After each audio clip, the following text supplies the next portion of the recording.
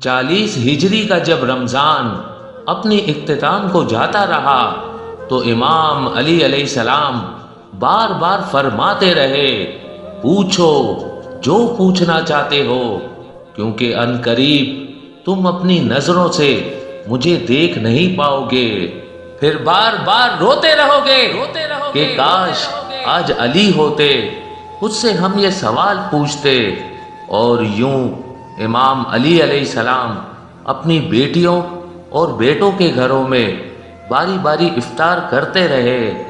جب 18ویں روزے کے افطار کا وقت قریب آیا تو آپ نے اپنے بیٹے حسن سے کہا، حسن جاؤ اپنی بہن ام کلثوم سے کہو کہ آج اس کا بابا اس کے پاس روزہ افطار کرے گا۔ بی بی ام کلثوم امام علی علیہ السلام کے لیے دودھ، نمک اور جو کی روٹی کا اہتمام کرتی ہیں۔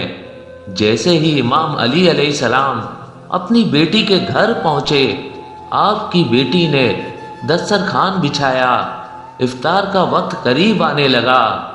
امام علی علیہ السلام جیسے ہی دسترخوان پر بیٹھے تو آپ اپنی بیٹی کو دیکھ کے فرمانے لگے، اے میری بیٹی کلثوم، کیا تم نے کبھی دیکھا ہے کہ تمہارے بابا کے دسترخوان پہ ایک تام سے زیادہ تام موجود ہو؟ یہ 3 تام کیوں رکھے ہیں؟ اے کلثوم، اس زمین پہ سینکڑوں ایسے اللہ کے بندے رہتے ہیں جو ایک تام بھی پیٹ بھر کے نہیں کھاتے، اور میں ان کا امام 3 تام کھاؤں؟ ان میں سے 2 تام اٹھاؤ اور کسی مستحق کو دے دو۔ بی بی ام کلثوم نے یہ چاہا کہ میں دودھ کو امام علی علیہ السلام کے لیے رکھوں اور نمک کو اٹھا لوں۔ جیسے ہی بی بی نے ہاتھ قریب کیا، امام علی علیہ السلام فرمانے لگے، اے کلثوم، یہ دودھ پڑوس کے یتیم بچوں کے لیے رکھ دینا۔ امام علی علیہ السلام نے نمک سے روزہ افطار کیا اور پھر اللہ کی عبادت میں مشغول ہو گئے۔ اللہ کی عبادت بھی کر رہے ہیں اور بار بار آسمان کی طرف دیکھ کے یہ فرما رہے ہیں کہ آ گئی وہ رات جس کا علی سے وعدہ ہوا تھا۔ اے چشم فلک، گواہ رہنا، تو نے نماز کے وقت کبھی علی کو بستر پہ سویا ہوا نہیں پایا۔ بس جیسے ہی فجر کا وقت قریب آنے لگا تو آپ نے روزے کی نیت کی، امامہ سر پہ رکھا، ابھا دوش پہ لی اور ان نالین کو اپنے قدموں میں پایا جو جگہ جگہ سے سی ہوئی تھی۔ پھر آپ مسجد کوفہ کی طرف روانہ ہوئے۔ آپ کے گھر میں اتنے پرندے موجود تھے، وہ آپ کے قدموں میں لپٹ گئے اور اپنی اپنی زبان میں کہنے لگے، اے مولائے تراب، رک جائیں۔ زنجیر ادھر یہ کہتے تھے، مولا نہ جائیے، مرغابیوں کی تھی صدا، آقا نہ جائیے، تھا آسماں پہ شور کہ مولا نہ جائیے، بچے پکارتے تھے کہ بابا نہ جائیے، کیوں آسمان سرخ ہے، یہ کیسا راز ہے، مسجد میں آخری یہ علی کی نماز ہے۔ امام علی علیہ السلام اپنے وعدے کو نبھانے کے لیے مسجد کی طرف روانہ ہوئے۔ 19 رمضان کی رات جیسے ہی آپ مسجد کوفہ میں پہنچے تو جو انسان مسجد میں سوئے ہوئے تھے ان کو آپ نے جگایا۔ ان میں آپ کا قاتل عبد الرحمن ابن ملجم بھی تھا۔ اس نے جیسے ہی امام علی علیہ السلام کو دیکھا تو امام علی علیہ السلام نے فرمایا، فجر کے وقت اللہ کے گھر میں سونا اللہ کو پسند نہیں، اٹھو اور اپنے فعل کو انجام دو۔ یہ کہہ کے آپ محراب کی طرف روانہ ہو گئے اور اذان دینے لگے۔ آپ کی آخری اذان جیسے ہی کوفے کی گلیوں میں گونجی تو ایک کوہرام برپا ہو گیا۔ ہر کوئی رونے لگا کہ آج یہ آسمان کا رخ کچھ عجیب لگ رہا ہے۔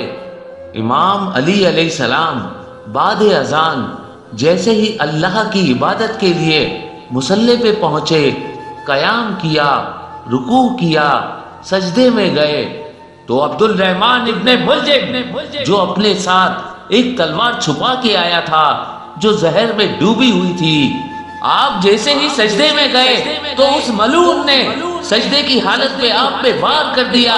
بس جیسے ہی آپ کے سر پہ اس ضرب کا لگنا تھا، آپ نے فرمایا فزتو برب الکعبہ، کعبے کے رب کی قسم، آج یہ علی کامیاب ہو گیا۔ جب گردنیں جھکی ہو تو سر کاٹتے ہیں لوگ، جھکتا نہیں وہ سر جو صدائے سرفراز ہو۔ سر کاٹنا علی کا تو ممکن ہی نہیں تھا، سر کاٹنا علی کا تو ممکن ہی نہیں تھا، قاتل بھی منتظر تھا کہ وقت نماز ہو۔ مسجد میں کوہرام برپا ہو گیا، آپ کے سر کے خون سے مسجد کا محراب رنگین ہو گیا، آسمان سرخ ہو گیا، نمازی سب سر پیٹنے لگے۔ اتنی دیر میں آپ کے چاہنے والوں نے آپ کے قاتل کو پکڑا اور آپ کی طرف لے کے آئے، اور کوئی آپ کو زخمی دیکھ کے شہد کا شربت لے کے آیا۔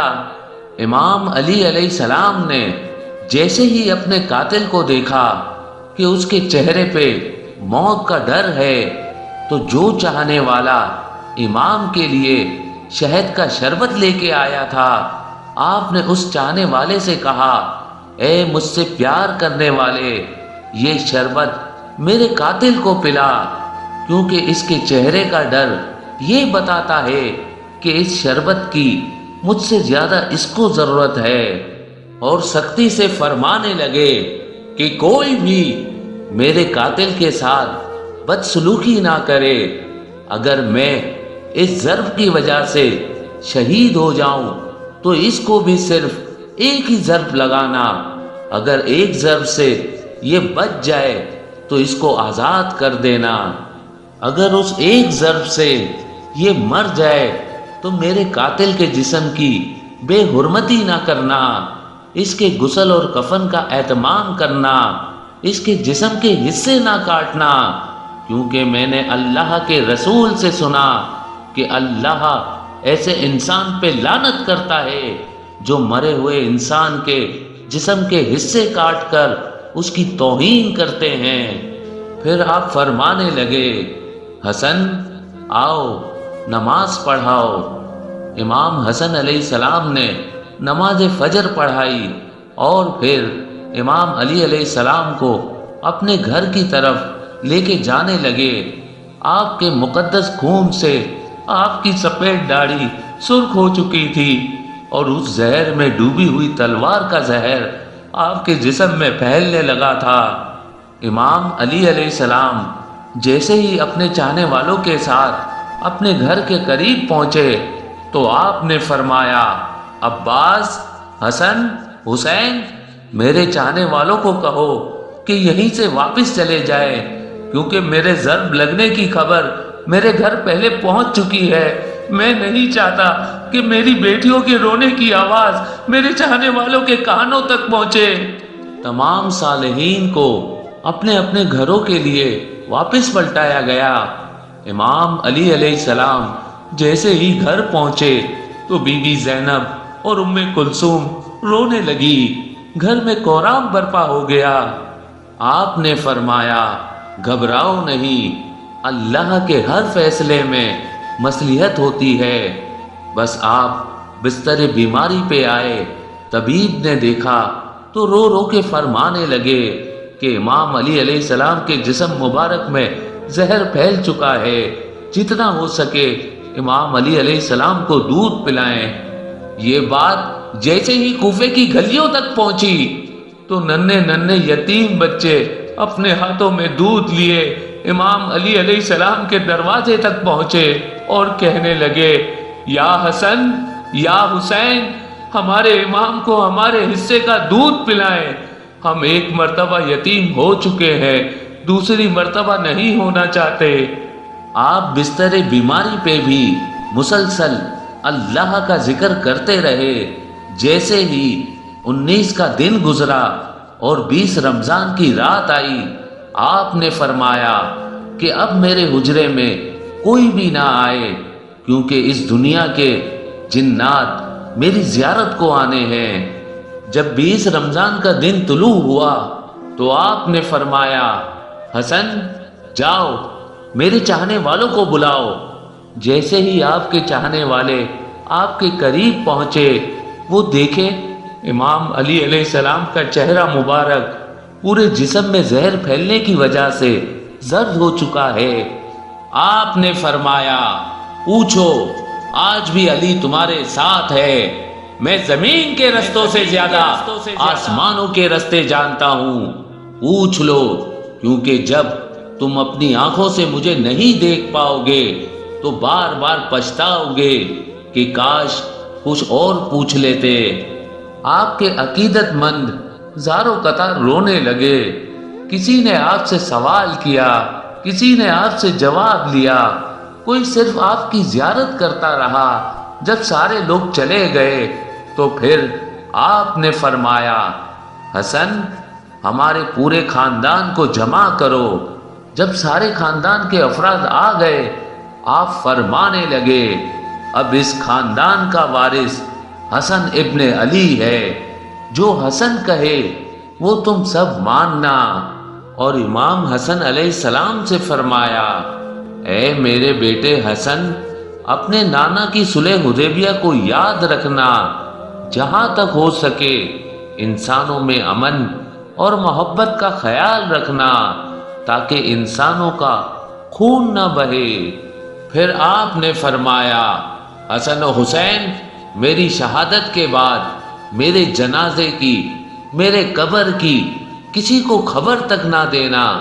میرا جنازہ اونٹنی پہ رکھ دینا، پیچھے سے حسن و حسین تم اٹھانا، آگے سے جبرائیل اور میکائیل اٹھائیں گے، کیونکہ مجھے پتا ہے کہ اللہ کے دین کے دشمن میری شہادت کے بعد یہ چاہیں گے کہ اس علی کی قبر کو کھود کر علی کے جنازے کی توہین کرے۔ میری قبر پہلے سے بنی ہوگی، جہاں وہ اونٹنی رکے وہاں مجھے تدفین کر دینا، اور یہ بات کسی کو نہ بتانا تب تک جب تک اللہ خود ظاہر نہ کرے۔ پھر آپ نے اپنے بیٹے عباس کو بلایا اور فرمانے لگے، عباس میں نے تمہیں اللہ سے کربلا کے لیے مانگا تھا، تو حسین کا محافظ ہے، جو حسین کہے وہ تمہیں کرنا ہے۔ اور پھر اپنے بیٹے حسین کو بلایا اور فرمانے لگے، حسین تمہاری شہادت کی خبر تمہارے نانا نے تمہاری پیدائش کے وقت ہی سنا دی تھی۔ حسین تمہیں کرب و بلا میں 3 دن کا بھوکا پیاسا رکھ کے قتل کیا جائے گا، تمہارے بچوں کو، بھائیوں کو، ساتھیوں کو تمہارے سامنے ہی مارا جائے گا۔ حسین حسین تمہاری لاش پہ گھوڑے دوڑائے جائیں گے، تمہاری شہادت کے بعد میری بیٹیوں کو، تمہاری بہنوں کو، ہمارے گھر کی عورتوں کو اسی کوفے اور شہر میں پھرایا جائے گا، ان کو پتھر مارے جائیں گے۔ حسین جب تمہارا آخری وقت ہو اور الوداع کہنے بیبیوں کے خیمے میں آؤ تو اپنی بہنوں کے بازو چوم کے یہ کہنا کہ بابا نے کہا تھا کہ اسلام کے لیے ہر غم سہنا اور اسلام کے پرچم کو ہمیشہ بلند رکھنا، ہر موڑ پہ اللہ کے رسول کی نبوت کی گواہی دینا۔ بس اتنی دیر میں آپ فرمانے لگے، سلام ہو یا رسول اللہ۔ گھر میں کوہرام برپا ہو گیا، سب فرمانے لگے، یا علی کیا ہمارے ساتھ رسول پاک ہیں؟ امام علی علیہ السلام نے فرمایا، ہاں اللہ کے رسول اور تمہاری ماں فاطمہ الزہرا مجھے لینے آئے ہیں۔ یہ کہہ کے آپ نے اپنی مبارک آنکھیں بند کی اور گھر میں ماتم کی صدائیں بلند ہو گئی، اور یوں حسنین یتیم ہو گئے۔ آپ کی شہادت کے بعد آپ کی وصیت پہ عمل کرتے ہوئے آپ کے جنازے میں کسی کو بھی شریک نہیں کیا گیا۔ آپ کا جنازہ پیچھے سے حسن و حسین نے جیسے اٹھایا تو آگے سے جبرائیل اور میکائیل اٹھانے لگے اور ایک نورانی اونٹنی پہ سوار کر دیا۔ حسن و حسین جبرائیل اور میکائیل کے علاوہ کسی کو خبر تک نہیں، خاموشی سے اس اونٹنی کے پیچھے چل ہی رہے تھے کہ جیسے ہی کوفے سے تھوڑا سا آگے گئے، ایک چمکیلے پتھر پہ وہ اونٹنی رک گئی۔ اس پتھر کو ہٹایا گیا تو وہاں ایک قبر پہلے سے ہی بنی ہوئی تھی اور اس قبر پہ لکھا ہوا تھا کہ یہ قبر اللہ کے نبی نوح نجی اللہ نے بنائی ہے، اللہ کے اس ولی علی کے لیے جس کے صدقے میری کشتی کو نجات ملی۔ سلام ہو شیر خدا، اللہ کے ولی، اللہ کے گھر میں پیدا ہونے والے، اللہ کے گھر میں شہید ہونے والے، مومنوں کے امیر علی ابن ابی طالب پر، علی ابن ابی طالب پر